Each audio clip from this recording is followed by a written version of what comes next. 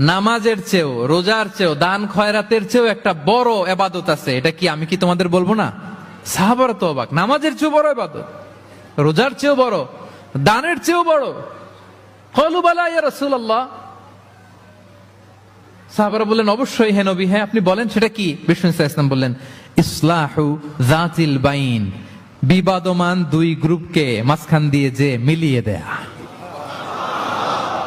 নামাজের চেয়েও বড়, রোজার চেয়েও, সাদাকার চেয়েও বড়, মিলায় দেওয়া। আমরা মনে করি সেজদা দিতে দিতে কপালে দাগ ফেলে দিছি, এটাই তো বড় ইবাদত। এটা তো নিঃসন্দেহে বড় ইবাদত। আমরা মনে করি হজ করতে করতে শেষ করে ফেলতেছি, এটাই বড় ইবাদত। জিকির করতে করতে আমরা দিন রাত এক করে ফেলতেছি, এগুলো তো নিঃসন্দেহে ইবাদত। কিন্তু দুই ভাই বিবাদমান দুই গ্রুপের মধ্যে আপনি যদি মিলিয়ে দেন, এগুলো নফল রোজা, নফল দান, নফল সালাতের চেয়েও বেশি সওয়াবের কাজ। পড়েন সুবহানাল্লাহ।